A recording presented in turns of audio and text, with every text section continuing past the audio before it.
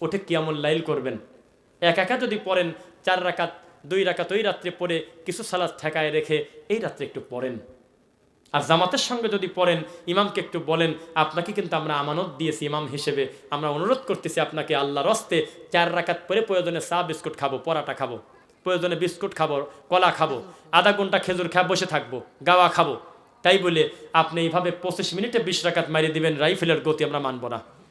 আপনাকে আমরা ভালোবাসি, আপনি আমাদের 4 রাকাত পড়ান, 12 রাকাত পড়ান নফল সালাতে, এই রাকাত নিয়ে মারামারি করবো না। তবে একটু ধীর স্থিরভাবে আপনি কিরাতগুলো পড়বেন, যেভাবে এশার সালাতে পড়েন, ভেতরে পড়েন। তারাবি মানে তাড়াতাড়ি আমাদের দেশে আয়সে বিপদ শেষ করো। আর তারাবির 4 রাকাত পর একটা দুয়া ডেলিভারি হয়েছে আমাদের দেশে, জানেন নাকি? সুবহানা জিল মুলকুল মালাকুতি, সুবহানা জিল ইজ্জাতুল আজমাতুল হাইবাতুল কুদরতুল কিবারি আল জাবারু, সুবহানাল মালিকুল হাইয়্যিল্লাযী লা ইয়ানামু ওয়া লা ইয়ামুতু আবাদান আবাদান, সুবহান কুদ্দুসুর রাব্বুল মালাইকাতুর রূহ। যদি বলেন যে আপনি এই বাজে দোয়া মুখস্থ করছেন কি কারণে, মারের চোটে মুখস্থ করছি। মক্তবে পর অবস্থায় এই দোয়া পড়তে যায় এক একটা বাড়ির ওজন ছিল প্রায় আধা দাগ। আপনি কি বলেন, বলবো মানে? এই সমস্ত জিনিস আমাদের প্রেশার ক্রিয়েট করে করে শিখাইছে, আল্লাহ ক্ষমা করুন, এর কোনো ভিত্তি নাই। 2 আর একটা মুনাজাত আল অ্যালার্জি আছে, সেটা কি? টাইম যেহেতু কম, আল্লাহুম্মা আমিন বলে এভাবে এটা চুলকায়, হাত মাতে এরকম করে, আর তখন বলে যে আল্লাহুম্মা ইন্না নাসআলুকা জান্নাতান নাউযু বিকা মিনান নার, ইয়া খালিকাল জান্নাতান নার বিরহমাতিকা আজিজ আজিজ আজিজ কারিমু কারিমু গাফির, তারপর শেষ করে দিয়েছে মুজির মুজির মুজির বিরহমাতিকা আরহামার রাহিমিন। এগুলো তিনি প্রতিষ্ঠাতা প্রিন্সিপাল, তার নাম শয়তান। এগুলো তিনি আল্লাহ আমাদের বলেন নাই, রাসূল আমাদেরকে বলেন নাই, শয়তান থেকে আমরা এগুলো পেয়েছি। মাসনুন জিকির আছে, দোয়া আছে, তাসবিহ আছে, ইখলাস আছে, ফালাক আছে, আয়াতুল কুরসি আছে, নাস আছে, সূরা বাকারা শেষ 2 আয়াত, সূরা মুলক আছে, কত আমল আছে, কে কার কথা শোনে? আমরা এই ভুলগুলো করবো না, মনে থাকবে ইনশাল্লাহ। এরপরে রুকু সেজদা আমরা আল্লাহকে দিচ্ছি, এটা আমরা আমাদেরকে মনে রাখতে হবে। কেবল এশার সালাতে যে ইমাম 12 মিনিটে 4 রাকাত পড়ালো, সেই একই ইমাম কিন্তু এখানে 10 রাকাত পড়তেছে 12 মিনিটে। তার মানে বুঝতে হবে যে আমাদের সাথে 2 নীতি করা হচ্ছে। ফিরে আসব। এরপরে সংক্ষেপে বলি, ইফতার করবেন আজান পড়ার সাথে সাথে, নাকি বলেন? তা আপনারা হ্যাঁ বললেন কেন? আজানের সঙ্গে নয়। আমি খালি চিন্তা করি, ওই যে গুগল হাফিজাহুল্লাহকে বললেও তো হয়ে যায় যে ভাইরে তুই আমাকে বল আজকে সূর্যাস্ত কয়টায়, সুন্দর করে ক্লিয়ার করে সানসেট বেচারা বলে দেয়, তুমি পৃথিবীর যেখানেই থাকো আজকে সূর্যাস্ত এই কয়টায়, হয়ে গেল। খেজুর খায় ফেলেন, পানি খায় ফেলেন। এইটুক বাঙালি বোঝে না। আজান পড়ছে আমার এলাকায়, তাও খায় না, কয় না আমার মসজিদে তো পড়ে নাই। সারাদিন পারলাম আর 4 মিনিট পারবো না। ইসলামিক ফাউন্ডেশন থেকে ক্যালেন্ডার, ভেরিফাইড ক্যালেন্ডার বের করলে ওরা বলেও দিল যে ভাই রে তোমরা একসাথে ইফতার করো, এরকম করো না। তারপরে ওই ব্যাককিলি মানলো না। সঠিক টাইম ইফতার করার কারণে নারায়ণগঞ্জে কিছু ভাইদেরকে ধরে মারেছে। আল্লাহ সামাদ। আর কি হাতে হাতে ফল পাচ্ছেন না? একজন আলেমকে তারা করতেছে, তিনি কেন রাসূলের পদ্ধতিতে আজানের সাথে সাথে ইফতার করলেন? অথচ লা ইয়াজালুন নাসু বিখাইর মা আজ্জালুল ফিতর, তারা কল্যাণ হারিয়ে ফেলবে যদি দেরি করে ইফতার করে। মনে থাকবে নাকি? মেলা কথা বলতেছি। তারপর ওই যে এই মাসে একটা নফল, অন্য মাসে একটা ফরজ, এই মাসে একটা ফরজ, অন্য মাসে 70, এ ধরনের কোনো কথা বলে নাই। 70 কোটি বললেও কম হবে, কেননা মহান আল্লাহ নিজ হাতে পুরস্কার দিবেন, কত বেশি দেবেন তা মানুষ জানে না। আমরা ইবাদত করতে থাকবো। 27 দিন বলে লাইলাতুল কদর নির্দিষ্ট করা নাই, হতেও পারে নাও পারে। আমরা সন্দেহে না গিয়ে 21, 23, 25, 27, 29, যদি 27টাকেই চূড়ান্ত মনে করে যদি 4.5 মণ জিলাপি ঢোকাই আর 22 খতম কোরআন ঢোকাই, তাহলে তো 29-এর প্রতি গুরুত্ব আমার থাকলো না। আমরা পুরো বিজর রাত্রি তালাশ করব, রাসূলের পদ্ধতিতে আমরা এতেকাফ করব। এতেকাফের আবার কি করছে দেখেন, বেশি বাড়াবাড়ি করতে গিয়ে বউকে মা বলে ফেলছে। মানে এতেকাফের এত ফজিলত আমাদের এলাকায়, আল্লাহর কসম। এবং এটা বললে ওনারা ঠিক পাবে, আমার উপর একটা বড় প্রেশার আসবে। একটা বড় মাদ্রাসায় আমি পড়তাম, বিরাট বড় মাদ্রাসায়। সেই মাদ্রাসার সেন্টার মসজিদে আটঘরিয়া থেকে 2টা ছাত্রকে কিছু টাকা দিয়ে 10 দিনে বসাইছে, তাছাড়া নাকি গোটা মাদ্রাসার হুজুররা এলাকাবাসী পাপী হয়ে যাবে। অথচ এরা কিন্তু আবার বুখারি পড়ায়। অথচ এই কাজটাই সুন্নাহ, এই কাজটাই একটা সুন্নাত ইবাদত। এইটাকে এলাকাবাসী বলে দোষী হবে। অথচ এলাকায় 70 জন সুদ খায়, এলাকা দোষী হয় না। ফজর নামাজের সময় মুয়াজ্জিন না আসলে একামত দেওয়ার লোক পাওয়া যায় না, তাতে বলে কেউ দোষী হয় না। ইতিকাফে না বসলে দোষী হয়, ভুল পদ্ধতি। সুন্নাতি পদ্ধতিতে আপনি নিশ্চিত 10 দিন বসবেন, পুরো রমাদানই আপনি মূল্যায়ন করবেন, এটা আমরা আশাবাদী। 4, রমজান উপলক্ষে আমাদের দেশে আমরা আমাদের আজ বাদে কাল রোজা, এটা বসবো কিভাবে? ছোলার দাম বেশি, চিনির দাম বেশি, লেবু 50 টাকা পিস। তাহলে আমরা বুঝে গেলাম যে তো সামনে একটা বিপদের মাস আসতেছে, নাকি বলেন? আস্তাগফিরুল্লাহ। আমি জেদ্দাতে দেখেছি বাপের সুপার শপ আর ছেলের সুপার শপ আলাদা। বাপ লাগছে 15% ডিসকাউন্ট, 15% ডিসকাউন্ট রমাদানের কারণে। আমি মুসলমানের খাওয়াবো, এটা খুশি মনে করে তারা খাওয়ায়। 11 মাস ব্যবসা করছি, 1 মাস ছাড় দিয়ে মুসলমানের সুযোগ দেই। আর ছেলে বলতেছে আব্বা কত দেশে রে? 15%। ও পাল্টাপাল্টি করে লাগছে 25%। আমি দায়িত্ব নিয়ে বলতেছি কথা। জেদ্দাতে আমি নিজে দেখছি বাপের দোকানে 15% ছাড় রমজান উপলক্ষে, আর ছেলের দোকানে 25% ছাড়। পাল্টাপাল্টি করতেছে বাপ বেটা। আর আমাদের দেশে কয় যে সারা বছর তো দোকান খালি খুলে রাখি, ব্যবসায়ী তো করবে 1 মাসে। এটা রোজা? প্রত্যেকটা লোকই বিপদে আছে। সালা তো আরো বিপদে, পুরা পর্দা দিয়ে দিয়েছে, একবারে নেকাব দিয়ে দিয়েছে। তাছাড়া দোকানে লোক আসে না, বিড়ি খায় না, চা খায় না, পান খায় না। এই জন্য সুন্দর করে একটা বোরকা পরা দিয়েছে দোকানে। সবাই বিপদে, সবাই বিপদে, কারোর কোনো ফিলিংস নাই। কোরবানির চাঁদ কবে দেখা গেল? এই রোজার ঈদের চাঁদ দেখার আগে টেনশনে শুকিয়ে যাচ্ছে, কবে উঠবে চাঁদ। কোন বিপদ! সারাটা দিন লোকটা কষ্ট করে সিয়াম পালন করেছে। উনি যদি এশার সালাত পরে যদি ঘুমিয়ে যেত আর রাত 1টার সময় উঠে একাও যদি কিয়ামুল লাইল করতো, পাপ হয়তো কেউ বলতে পারবেন ভাই? অথচ যদি 18 রাকাত পরে যদি মসজিদ থেকে বের হয়ে চলে যায়, তার নিয়ে পরে জুমায় না খানে বিচার বসে। 2 রাকাত কম পড়লে কি কামে? সালাতি নফল কি করে নিছি আমরা, কোন জুলুম বলেন? অথচ সমস্ত ইমাম যদি আমরা বলতাম ভাই তোমার তরিকা আলাদা, আমার তরিকা আলাদা, দ্বন্দ্ব ভুলে গিয়ে আমরা সুদের ব্যাপারে একমত হই, এটাতে হারাম, অন্তত এই ব্যাপারে মাঠে নামি ব্যানার নিয়ে। না, জাকির নাকের পিস টিভি বন্ধ করতে হুজুররা মাঠে নামে। ডক্টর এনায়েতুল্লাহ আব্বাসী ফতোয়া দিয়েছে চরমনাই পীর কাফের। কেন? কয় যে মন্দিরে 7.5 লাখ টাকা দেশে কি কামে? দেখেন, যদি না থাকে আমি মিথ্যক। এক পীর আর এক পীরকে কাফের পর্যন্ত বলে, কিন্তু আহলে হাদিসদের বিরুদ্ধে কথা আসলে সব পীর এক হয়ে যায় মুহূর্তের ভিতর। মসজিদ ভাঙা লাগবে, আচ্ছা চলো যাই।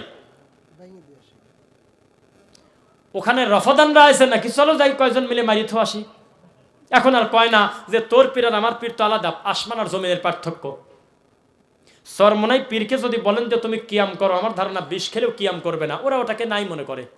আর সারসিনার দরবারের লোককে, একই বরিশালের পীরকে যদি বলেন যে খালি একবার মুখ দিয়ে বলেন যে কিয়াম করা ঠিক না, পাপ টাপ বলেন না, খালি বলেন যে না করাই ভালো, তাহলে ও বলবে যে আমার 20 খা মরে যাবো, এত বড় কথা বলার আগে। এত তাদের ভিতরে অমিল। কিন্তু আহলুল হাদিসদের বিরুদ্ধে, বিশুদ্ধ আকীদা মানহাজের দায়ীদের বিরুদ্ধে সব বেদাতি এক। মনে রাখবেন, কথা বলতেই হয়। আজকে বক্তব্য দিয়ে চলে যাই। 1 সপ্তাহ দোকানে মোড়ে মোড়ে চায়ের দোকানে আলোচনা হোক যে বক্তা কিছু একটা বলে গেছে, কি বলেন? কথা বোঝেন নাই? বক্তব্য দিয়ে চলে যাই, মোড়ে মোড়ে দোকানে অন্তত কিছুদিন আমার মুরব্বীরা বলুক যে আমাদের সাথে মেলে নাই কথা ঠিক, তবে মনে হয় কিছু একটা বলে গেছে। আর 52তম তাফসিরুল কোরআন মাহফিল, কুল হু আল্লাহু আহাদ, হে নবী বলেন আপনি আল্লাহ এক। কোন নবী? যেই নবী হলেন মুহাম্মদ সাল্লাল্লাহু আলাইহি ওয়াসাল্লাম। কোন নবী? যেই নবী ফাতেমার আব্বা। কোন ফাতেমা? হাসান হোসেনের মা। কে সে হোসাইন? আর কারবালায় ঢুকে গেছে আর 2 ঘন্টার নিচে বাড়ায় না। এর নাম হলো তাফসিরুল কোরআন। আমাদের দেশে গ্রেড পায়, নিজের সেন্টারে পাশ করতে পারে না, জুকার পুরা জাহাজের দায়িত্ব নিয়ে নেছে। এই অমানুষদের থেকে যদি মুসলিম উম্মাকে যদি আমরা দৃশ্যমান শিরিক থেকে না বাঁচাই, আমরা আল্লাহর কাছে ফেসে যাব। এদেরকে কথা বলতে হবে এদের ব্যাপারে। গীবত করা হারাম আপনাকে কে বলেছে? যারা দৃশ্যমান আল্লাহর দিনের শত্রু, তাদের নামটা প্রকাশ্যে বলতে হবে, কারণ তারা চোখের সামনে হাজারো মানুষকে দৃশ্যমান মুশরিক বানাচ্ছে। এদের ব্যাপারে জাতিকে সতর্ক করতে ফরজ। ও মুসলমান, তাওহীদের কথা শুনলে মিষ্টি লাগবে না, কানে হাত দিয়ে হু হু করে কাঁদেও। আপনার পাশে 2 দিন ব্যাপী মাহফিল হয়, বক্তা 17 জন, কে কি বলে তা শোনা যায় না, তবে মানুষ বলে মনটা ভরে গেছে, কি শুনছে তা জানে না। এই তো ওয়াজ, বক্তব্য শুনতে হবে। এখন আপনি রেডি হন, আমি এখন রমাদান কেন্দ্রিক বক্তব্য দেব, শুরু থেকে একবার ঈদের নামাজ পর্যন্ত, যত সংক্ষেপে শেষ করা যায়। কারণ আমরা ওয়াদাবদ্ধ যে আমরা 12টার কাঁটার 1 সেকেন্ড পার করবো না, এটা আমাদের গতি ইনশাল্লাহ। সবাই রেডি তো? নাওয়াইতু নাসুমা, গদা গাধা চলবে না।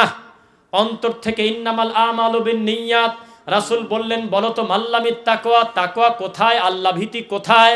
কেউ বলে নাই জুব্বায় বড়, কেউ বলে নাই টুপিতে বড়। তারা বললেন ওয়াল্লাহু আ'লামু ওয়া রাসূলু।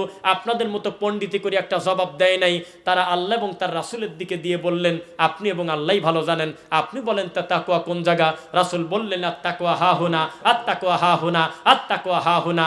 আল্লাহ ভীতি এখানে, আল্লাহ ভীতি এখানে। একজন মানুষের ভালো আর মন্দ হওয়ার জন্য এই জায়গাটুকু যথেষ্ট। তাহলে নিয়তের সেন্টার অন্তর, মনে থাকবে। নিয়ত আপনারা মুখ দিয়ে পড়বেন না, পড়লে কিন্তু রোজা খালি পেছন দিকে উন্নতি হবে। কারণ গদা মানে আগামীকাল। আপনি টেনশনে না গিয়ে আপনি আল্লাহকে অন্তর থেকে বলে দিবেন যে আল্লাহ আমি আজকে সিয়াম রাখবো। এটা অটোমেটিক ভিতর থেকে এসে যাবে। জোহরের নামাজের ওজোর সময় ইনশাল্লাহ যে আমি জোহর পড়বো, আসরের ওজোর সময় হয়ে যাবে আমি আসর পড়বো। কথা বুঝতেছেন? তবে নফল সিয়ামের কথা আলাদা, কোনো নিয়ত নাই, কিছুই নাই। আপনি সকাল 9টার সময় বলতেছেন যে খাবার কই, খাবার তো দিলে না, তো বলতেছে বউ বলতেছে আমার আজকে মাথাটা ব্যথাচ্ছে, আজকে তো আমি তো খাবার ব্যবস্থা করি নাই। তখন আপনি দাঁড়ার উপরে বেলা 10টার সময় নিয়ত করতে পারেন। রোজী নাই তাহলে রোজা, কোনো অসুবিধা নেই। কিন্তু ফরজের ব্যাপারে এই সুযোগ নাই। আগে থেকে আপনার একটা প্রি প্ল্যান থাকবে অন্তর থেকে যে আমি ফরজ সিয়াম রাখবো। এটা অন্তরের ব্যাপার, এটা মুখে নিয়তের ব্যাপার না। একটা গেল। কিন্তু 2, ইমাম সাহেবদেরকে অন্তর থেকে বলে দিবেন আল্লাহর ঘরের মাইকে আল্লাহু আকবার সারা বিসমিল্লাহ যেখানে চলে না, সেই জায়গায় আপনি আর আছে 10 মিনিট, আর আছে 15 মিনিট, ওঠেন রান্না করেন। সিলেটের একটা ভিডিও দেখলাম যে তাড়াতাড়ি ওঠেন না হলে আজান দিয়ে দেবো, এরকম একটা ওদের ভাষায় বলতেছে। মানে কোন বিপদ? জি না, আপনি মুমিনকে কষ্ট দিতে পারেন না। অবশ্যই কষ্ট, কষ্ট না মানে যে সারা রাত ভরে গাঁজা খায়, সারা রাত ভরে যে ঘুম পারে না, এই যে মোবাইল দেখে, এই লোকের জন্য কষ্ট না। আমার মতো লোকের জন্য কষ্ট। এশার সালাত পরে ঘুমিয়েছি, আমি যদি 4টা ঘন্টা ঘুমাতে না পারি আমি তাহাজ্জুদ পড়বো কিভাবে? আমার কিয়ামুল লাইলি কোন জায়গা আর আমার সাহারি কোন জায়গা? আর আপনি 2টার সময় বলতেছেন তাড়াতাড়ি ওঠেন, আর কত টাকা দেয়? চলবে না, বন্ধ। ঠিক আছে, কোনো সুযোগ নেই। আজান দিয়ে দেবেন সরাসরি আল্লাহর ঘরে। আল্লাহর ঘরে আজান হবে আল্লাহু আকবার। এর পূর্বে বিসমিল্লাহ আউযুবিল্লাহ পর্যন্ত নাই। এত শক্তিশালী একটা শব্দ আল্লাহর ঘরের মাইকে হবে। তবে একটা সুযোগ আছে, তারপরেও যদি কেউ মসজিদে বলে যে যেহেতু আমার শখের গরুটা হারিয়ে গিয়েছে, ছাগল হারিয়ে গিয়েছে, ইমাম সাহেবকে একটু বলে দেন মুসল্লিদেরকে যদি কেউ পায় তাহলে যেন এই ঠিকানায় দিয়ে দেয়, তখন বলা যাবে নাকি বলেন? ওই যে মাথা নাড়াচ্ছে কয়, তখন দোয়া করা যাবে এই গরু যাতে আর ফেরত না আসে। এরকম বেয়াক্কিলি লোকের গরু যেন আর না পাওয়া যায়। রাসূল দোয়া করেছেন তোমরা তোমার সাথীর জন্য দোয়া করো এই উট যাতে আর ব্যাকে না আসে, ওই দিন হারাই যায়। কি কারণে সে আল্লাহর ঘরে দাঁড়িয়ে সে উটের গল্প করতে আসলো, এখানে তা চলবে না। মনসের পাগলের গল্প চলে, তাই না ভাই, মসজিদে। তারপর শাহজালালের বদনাদি বাগমারার গল্প চলে আপনার এলাকায় যে পাশে। আহারে ওই দিনগুলি আল্লাহর কাছে দোয়া করি আর শেষ রাতে, আল্লাহ আমি আগে এই মাজার পূজারি থাকতে আমি মাঝে মাঝে যেসব ওয়াজ করতাম গ্যাপে গ্যাপে, ওই দিন কোনো মোবাইলে না আসে তাহলে আমাকে একবারে কাফের বানা দিবেনি। আমি খালি দোয়া করি কেউ যেন ভিডিও না করে। কি যে বাজে কথা বলতাম ধর্মের নামে, বুঝতাম না ওটাই ধর্ম। পাশাপাশি বসে আছে এত বড় আলেমের সামনে বলি, ভিতরে রক্তক্ষরণ হচ্ছে, তাই কথাটা বলি যাতে আপনি বুঝতে পারেন যে আসল ধর্ম আসলে কাগজে কলমেই পড়ে আছে। দলিল, আমরা পড়াশোনা করছি কিন্তু ফাজেল মাদ্রাসায়, কামেল মাদ্রাসায়। কোন মাদ্রাসা নাম বলেন না থাক, এই আশেপাশে বুঝে নেন, বিশাল বড় মাদ্রাসা। সেই মাদ্রাসায় ফুরফুরার পীর বক্তব্য দিচ্ছে, বাবারা দাদা হুজুর একদিন তোমার এই শিবপুরে এসেছিল বাবা, এক বাড়ির কাছ দিয়ে যাচ্ছিল, সবাই বলল যে তাড়াতাড়ি টিভিটা বন্ধ করো। টিভি বন্ধ করে নাই, মুহূর্তের ভিতরে টিভি বাস্ট হয়ে গেল। কার টিভি তা নাম কয় না। হাদলের পীর সাহেব হুজুর একজন মুরিদ, হঠাৎ করে শিবপুর থেকে সে হাদলে চলে যাচ্ছে বাবারা। যাওয়ার পথে হঠাৎ একটা বাঘ তাকে আক্রমণ করলো। কি করবে কি করবে চিৎকার করে, হঠাৎ করে পীরের ধ্যান খেয়াল ভিতরে আসলো কিভাবে কি হয়ে গেল। এরপরে হঠাৎ করে দেখে বাঘটা মরে শুয়ে পড়ছে। 3 বছর পরে ফুরফুরার দরবারে গিয়ে বলে, বাবা এরকম একটা ঘটনা আমার সাথে ঘটলো। তখন পীর হাসতে হাসতে বলতেছে, ওই অমুক গাছে দেখবি একটা বদনা ঝোলানো আছে।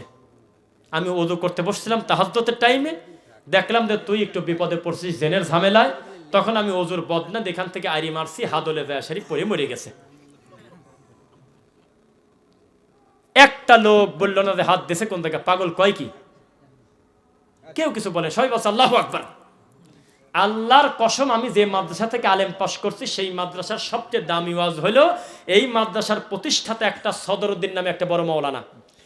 হ্যাঁ, তো হ্যাঁ যশোর, ওনার সবচেয়ে বড় কারামত এখনো পর্যন্ত এলাকায় চলে কি জানেন, যে উনি হলো শিবপুর মাদ্রাসার ওই মঞ্চের আশপাশ দিয়ে ঘুরতো শেষ রাত্রে। আল্লাহর কসম এখনো এই বক্তব্য চলে, ওনার আশপাশে একটা বাঘ তাকে পাহারা দিত আর হাঁটতো। দেখছে কিনা তার নাম কয় না, খালি আমার দাদা। তোর দাদা আছে কোন জায়গায় রে? কয় মরে গেছে। তাই এই খুঁজবে দেওয়া যায়? এই উড়ন্ত শয়তানি সাপের গল্প, ল্যাংটা গল্প বলে বলে একটা শিরিককারী মানুষদেরকে প্রতিষ্ঠিত করতে কতই না কষ্ট করা লাগছে। কোনো দিন বলে নাই, এই বাবাজি দাঁড়ান তো আপনি দেখি আপনার সূরা ফাতিহাটা শুদ্ধ হয় কিনা, দাঁড়ান তো, এই আপনি খারান দেখি আপনার কোরআন তিলাওয়াতটা কেমন হয়, আপনার সেজদাটা কেমন হয়, দাঁড়ান তো দেখি, আপনি একটু তাশাহুদটা আমার সামনে পড়েন তো দেখি কিভাবে পড়েন আপনি। কোনো দিন কিছু বলে নাই, খালি বলতে সকালে 1000 ইল্লাল্লাহ আর ঈশান নামাজের পর 10,000 বার কুক কুক করবি। এই তো ওয়াস। এই জাতি কার কাছে শিখবে দিন, আপনি আমাকে বলেন।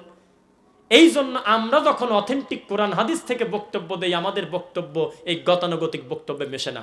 কানে হাত দিয়ে বলে আলা ইন্না আউলিয়া আল্লাহ লা খাউফুন আলাইহিম ওয়া লা হুম ইয়াহজানুন, মনে হইলে বাপের পর নাজিল হয়েছে আয়াত, নাউজুবিল্লাহ।